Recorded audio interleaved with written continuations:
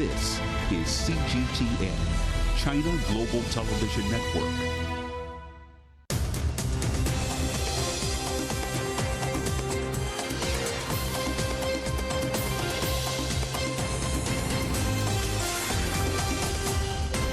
Live from London, this is The World Today. Hello, I'm Jamie Owen. Welcome to the programme. Our top stories. China's premier bids goodbye to Germany and heads to France next. But the European Union looks set to scale back the EU's dependence on Beijing. Our other headlines: sounds are detected in the frantic search for the submarine en route to explore the Titanic. Ukraine's allies pledge billions of dollars to help rebuild the country at a major donor conference in London. And how Manchester in the north of England came to host a dragon boat festival.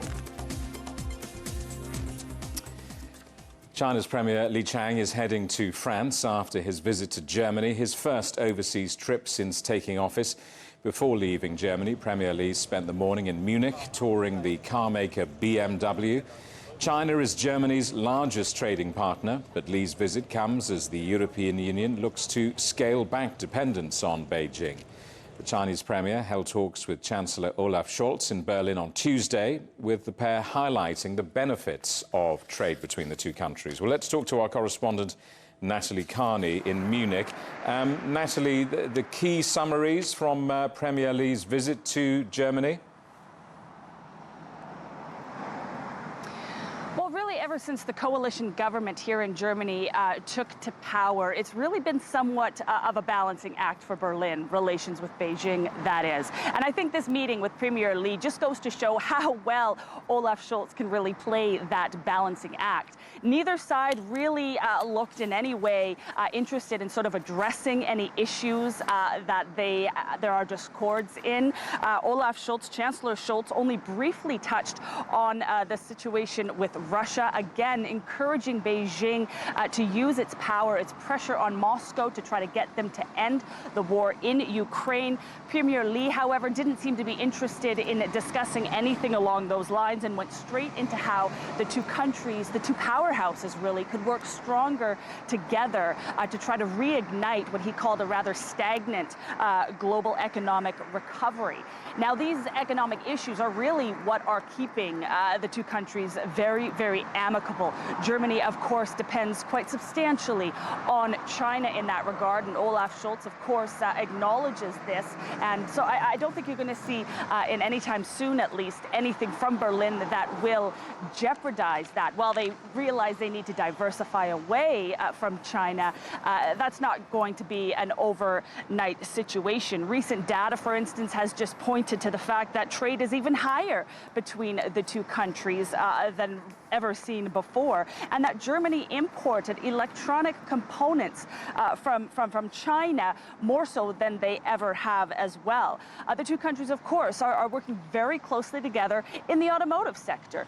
Premier Li was here just this morning, a few hours ago, touring the BMW facilities here in Bavaria. BMW, of course, has just celebrated its 20-year anniversary in cooperation with its joint partner in China, China's Brilliance Automotive, and under that umbrella, the two companies will be manufacturing BMW's Neue Class and batteries that will run these electric cars come 2026. A multi-billion euro project that's going ahead and is expected to produce somewhere of 2,000 jobs in the region. So the two countries really trying to work closely together economically. They also agreed on some climate change issues and signed some papers in that regard. So it's destination France next. What can we expect there? Yes, Premier Li has just left Germany on his way to Paris, where he will be attending the summit for a new global financial pact, which is really focusing on financing schemes that can be used in order to fund more projects for climate change, biodiversity crisis, and developmental challenges. Now, this summit will be taking place Thursday and Friday. It's also in cooperation with Barbados and India, and it's all being hosted by the French President Emmanuel Macron, who, of course, returned from a trip himself to Beijing back in April, where he met with Chinese President Xi Jinping, in which they had very fruitful cooperation and agreements. Natalie, thank you for that. Our correspondent Natalie Carney in Munich. Well, Chinese industry is pushing ahead with new age technology to increase production while trying to cut the carbon footprint. They're turning to the French multinational Schneider Electric to spearhead these changes. The company specializes in digital automation and energy management. Our correspondent Natalie Malhas reports. Engineers at the forefront of the digital transformation era say the sustainability of big business hinges on efficient operating systems. Most of the technology are available today, and it's a question of deploying it. We want to make the world more sustainable, and that comes with decarbonization. Decarbonization, a good way is to use more renewable, to use more electricity. In China, new and existing companies are moving to integrated systems to build a competitive edge and balance the bottom line. They are looking at short-term solutions to reduce their energy consumption, but also they want to prepare the future and reduce their carbon impact. Schneider assists by overhauling a client's software and digital drives to streamline their operations. This so-called universal software works on any factory floor, even with older generation equipment. The company says requests from consumers are forcing businesses to consider digitization. One of the benefits of digital transformation is generating faster, simpler, and smarter processes. For big industries, this means getting rid of time-consuming manual data entry and eliminating inefficiencies in the assembly line and the potential for human error. China has become Schneider's second-largest market globally. The company hopes a visit by Chinese Premier Li Qiang to its premises near Paris will deepen collaboration between the French multinational and local Chinese vendors in a bid to digitize big industries faster, making them more efficient and sustainable. Natalie Malhas, CGTN, Paris. China has unveiled a $70 billion package of tax breaks for electric cars and other green vehicles. It's the biggest yet for the EV industry, but it still faces considerable challenges that need to be addressed, including the need to improve and expand the charging infrastructure in the world's biggest green car market. Our correspondent Dai Kai reports. China's new energy vehicle industry has maintained strong growth in the first half of this year. Production and sales reached 3 million and 2.9 million units, respectively, between January and May this year, increasing by 45% and 46% year-on-year. Through persistent efforts, China has established a well-structured and synergistic new energy vehicle industry system. The production and sales volume have been increasing year by year, creating a favorable development situation of mutual integration and win-win cooperation with related industries. In 2014, the Chinese government exempted electric vehicles and other green cars from the vehicle purchase tax. By the end of 2022, the cumulative exemption exceeded 200 billion yuan. In addition to exempting new energy vehicles from vehicle purchase tax, the government also exempt them from vehicle and vessel tax and pure electric vehicles from consumption tax. The relevant fiscal and taxation policies provide strong support for the high-quality development of the new energy vehicle industry. The tax break for electric and other green vehicles has since been extended until the end of 2027. The government is also upgrading construction of charging infrastructure, the world's largest when it comes to new energy vehicles. However, officials point out that there are issues that still need to be addressed.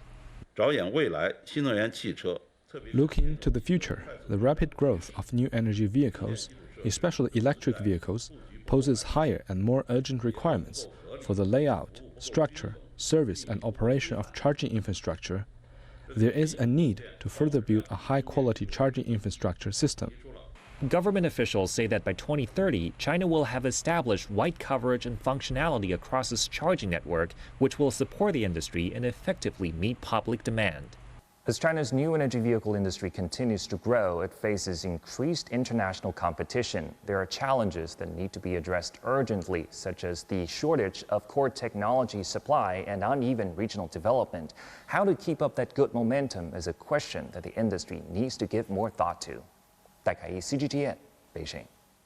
Dozens of people are reported to be missing after a migrant boat was found sinking near the Canary Islands. One charity says at least 35 people have drowned. This is the fourth boat to be intercepted in the area this week and comes after the Spanish Coast Guard rescued 63 people earlier on Wednesday. The number of people trying to reach the Canary Islands from North Africa has increased in recent weeks due to favourable weather. 48 women have died and 7 others are in hospital after a riot at a prison in Honduras. Most of those killed were burned to death. The government claims the riot had been planned by gang members in response to a crackdown on corruption in prisons. Relatives have gathered outside the prison waiting for information on their loved ones. Rescue teams are racing to try to trace sounds detected in the Atlantic Ocean, with time running out to find the missing tourist submarine heading to explore the Titanic. Undersea noises thought to be banging sounds have been picked up by Canadian aircraft off the coast of Newfoundland. Experts believe the 5 passengers on board have less than a day of oxygen left. Well, the rescue mission is being run from Boston in the US state of Massachusetts. I should say there is a very long delay on the line, but let's talk now to the Associated Press correspondent Philip Crowther, who's there for us. Philip, first of all, the latest on the search operation?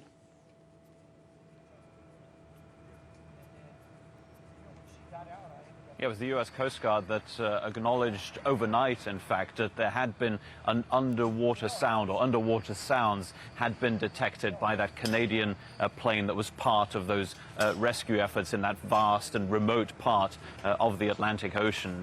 This mission is essentially being headed here by the Coast Guard here in Boston. So any good or bad news that we might be getting over the next 24 hours, during which, of course, as you mentioned, oxygen levels might get very low or might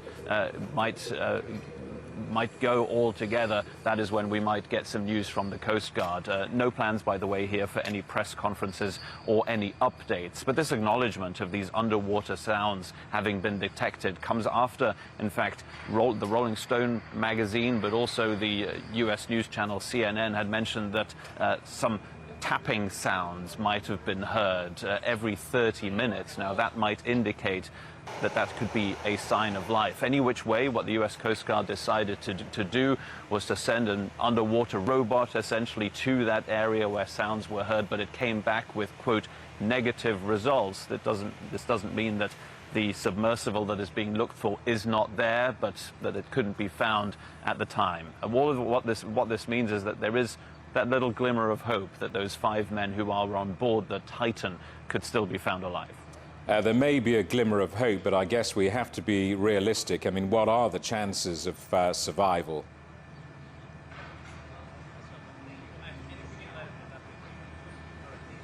Yeah, they're very slim because of 2 potential scenarios here. First of all, because this submersible could be found on the ocean itself. That means that it would be easier to get those 5 men out of this vessel. Remember that they can't get out by themselves. They have been closed into this vessel. They would have to be freed from the outside. This would be the easiest scenario for rescuers to get to those 5 people and to be able to rescue them once that submersible, the Titan, would be detected. But if it is indeed, as those underwater sounds do suggest, it is underwater, maybe even very close to the wreckage of the Titanic. That is a very long way down. And it's going to be very difficult, first of all, to find it, but secondly, much, much more difficult and maybe even impossible to get that vessel out from the seabed and up toward the surface. All of these are reasons why, yes, there is a glimmer of hope, a little bit of optimism, but also why most experts would still say that this rescue mission has its work cut out to find the vessel and the 5 people on board. Philip, seeing the wreck of the Titanic is clearly becoming big business, but there's something rather ghoulish about it, isn't there? I mean, this, after all, is a mass grave. I mean, what is the enduring allure of the Titanic?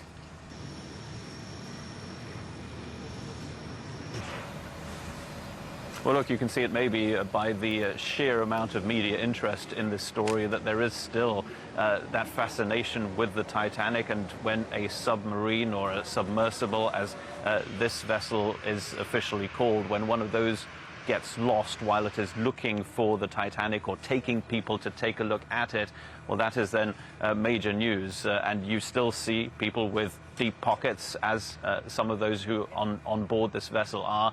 They are still willing to spend that money to see the wreckage of the Titanic, as difficult as it is to see it. And maybe that is, of course, the fascination. It is very difficult to get to it. It is breaking into pieces. That's why there is an attempt to see it by as many people as possible, as early as they can. And that leads to situations like this one. Of course, there are questions being asked about the company that is at the head of this mission. Was this submersible really ready to go to those depths? Some of those questions are now being asked and will have to be answered by this private company. And it's an important reminder, this was a private operation. They will have to answer those questions in the coming days. Philip, thank you for that. Philip Crowther from the Associated Press in Boston. You're watching CGTN. Still ahead, paying the price of peace, a major Ukraine reconstruction conference in London. And breathing fire across England, why dragons are roaring again in Manchester.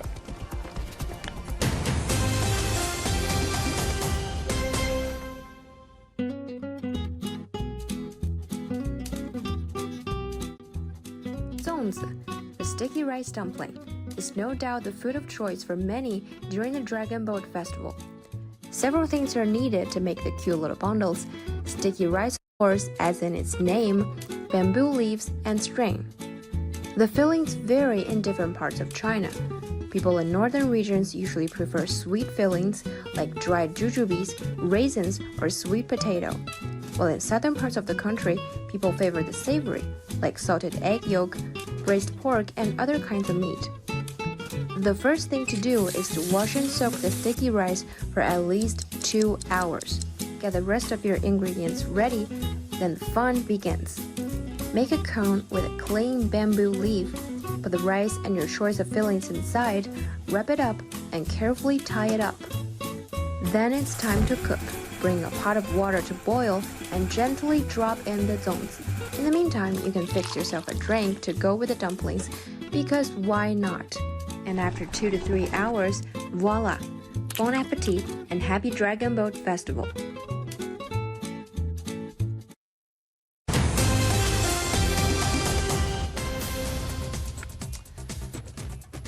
Hello, welcome back. A reminder of our top stories. China's premier bids goodbye to Germany and heads to France next, but the European Union looks to scale back the EU's dependence on Beijing. And sounds are detected in the frantic search for this submarine en route to explore the Titanic.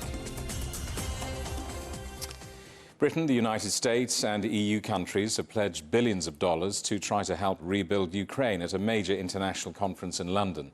Kyiv says support is needed now as the conflict with Russia continues to cause huge infrastructure damage, with President Zelensky calling on Western allies to fund what he called real projects. Well, our correspondent Li Jianhua is following the story. A huge number of different groups attending this event. What is the Ukraine Recovery Conference really and realistically hoping to achieve? More funding, apparently. So this conference will last 2 days, and Ukrainian President Volodymyr Zelensky attended the meeting virtually this morning. In his speech, which lasted around 15 minutes, he basically said he appreciated the help from his Western allies, and also he's asking for more funding and asking for more concrete commitments. And this time, the conference this year is a little bit different because it is looking for a broader mobilization of both public and the private sectors to help rebuild Ukraine. So how much money are we looking at? According to the World Bank, the war caused Ukraine around $135 billion worth of damage in the first year. And over the next 10 years, according to the World Bank, for its reconstruction, it may cost around $411 billion. So we're looking at some staggering numbers. And UK Prime Minister Rishi Sunak this morning, he kick-started this conference saying that the UK will donate $3 billion in bank loan guarantees over the next 3 years. Also, he's saying that the UK and its allies are exploring some lawful routes to make sure that they can use the frozen Russian assets to pay for the damage that Russia has inflicted on Ukraine because of the war. Let's take a listen. The question for us today is what can we do to support this, to fast-track recovery and help Ukraine unleash its potential? It's clear Russia must pay for the destruction that they've inflicted. So we're working with allies to explore lawful routes to use Russian assets. And on Monday, we published new legislation to allow us to keep sanctions in place until Russia pays up. So Rishi Sunak says Russia must pay. Any response from Moscow? Not yet, actually. The Kremlin didn't comment on the first Ukraine recovery conference last year, not this time again. And if we look at Ukraine's GDP, according to Rishi Sunak in this morning, he said that Ukraine's GDP dropped by nearly 30% last year. That is 29%. But according to Russian President Vladimir Putin, and that is a little bit weird maybe, and there was a war between these two countries, but Russia's economy grew by 3.3% in annual terms in April, and its unemployment rate stood at around 3.3%, which was this historic low. But if we look at the rounds of sanctions by the EU, and we have to take it with a pinch of salt, and the EU has banned exports worth $48 billion to Russia and banned imports worth $100 billion from Russia. It's a lot of sanctions we're looking at from the EU, and Western businesses actually started to shut down its business in Russia, starting ever since the war started last year. I was there last year when the war first started, and I saw that a lot of businesses, Western ones actually, they have already shut down their businesses, but miraculously Russia's economy was still growing. We'll talk again more later. Jianhua, thank you very much. Our correspondent, Li Jianhua. UK national debt has hit its highest level in more than 60 years. The country's overall debt is now higher than its annual GDP for the first time since the year 1961, after government borrowing more than doubled in May. The Office for National Statistics says public sector net debt reached $3.28 trillion. UK inflation was unchanged last month when it had been expected to fall. Prices rose by 8.7% in the year to May. But the concern for many households is the increase in core inflation, which strips out food and fuel prices. It rose to 7.1%. That number is closely watched by the Bank of England. It's at its highest level since 1992 and is widely expected to lead to a rise in interest rates on Thursday. Footballer Cristiano Ronaldo has another record to his name, becoming the first male player to make 200 international appearances. The Portugal captain made his debut 19 years ago, celebrated the milestone by scoring a last-minute winner against Iceland. It maintains his country's perfect start to their European Championship qualifying campaign. Now, here be dragons. At least if you've been in Manchester, you'll see quite a few dragons. It's a Chinese tradition that's making a splash worldwide. Europe's biggest dragon boat race has paddled its way back to the city of Manchester. Up to 40 amateur teams have taken part in the event as the city celebrates the annual festival. Our correspondent, Wang Chiwei, reports. Grease attention, go! Paddles up and making a splash. It's all about teamwork and staying sync to win the race. But for these amateur paddlers, many of them first-timers, it's not winning that matters. It was really fun. We were pretty dreadful, but we don't mind because we learn a lot. But for some, just staying dry turned out to be far from easy. It may not be the multi-billion-dollar football match that Manchester is usually associated with, but this race brings a wealth beyond money. It brings social integration between the Chinese community and people from around the world. Full of buzz and full of joy. I'm quite excited. I haven't never done anything like this before. And steps away from the water, there's also plenty to do on dry land. Today, the more than 2,000-year-old tradition is not only about parades, races and food, but also a celebration of cultural identity. We want to introduce the Chinese culture to the local people, for them to join us together to row in the dragon boat and to celebrate the festival. The first Chinese settlers arrived in Manchester early in the 20th century, and they have left their mark here, with the city's Chinatown today being the second largest in the UK after London. It's about the long-standing Chinese community here in Salford and Greater Manchester, their contributions over many years to life here in the city, but also across the city region, is many and varied. The event attracts crowds from different backgrounds. I enjoy it. I've done this event many times before, and every time it's great to take part. I'm very excited about today's event, and I feel very delighted to show our Chinese traditional costume from different dynasties. A good audience of people, good energy, well organised, everyone's here to have fun, and that's what it's about, having fun. Victory for the winners, but for most, it was the taking part that counts, with teamwork at the forefront of this multicultural day. Wang Xiwei, CGTN, Manchester. The singer Pharrell Williams has swapped the music business for fashion. He's unveiled his debut collection for Louis Vuitton at Paris Fashion Week. The luxury brand announced him as creative director of menswear earlier this year in a rather surprise move aimed at broadening the appeal of their products.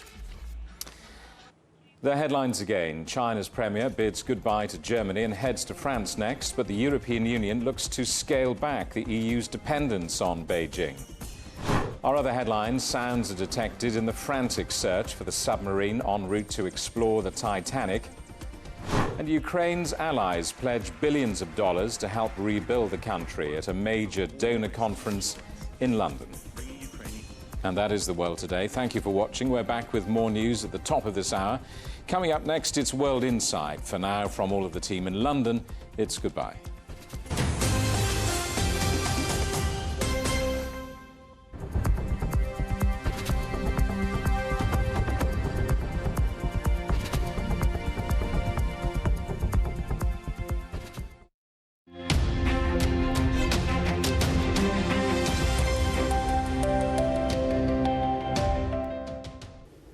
Hello and welcome to the weather forecast. I'm Tierney. Well, over to Europe.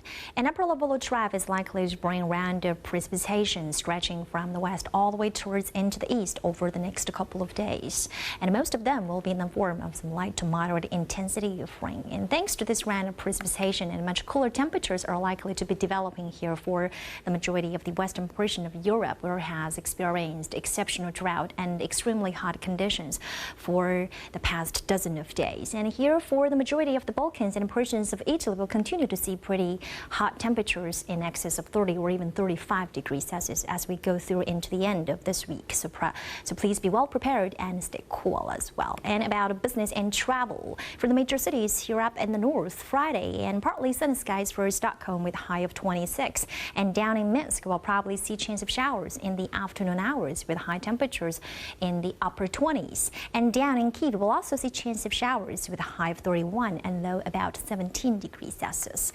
And for more major cities across western portion of Europe, Paris will see clear skies in the afternoon hours with a high of 28, and even hotter here in Madrid with high temperatures touching the 34 degrees Celsius mark with abundant sunshine this Friday. And enjoy the sunshine and stay cool as well. And that is all from me. Stay tuned for more City Forecast.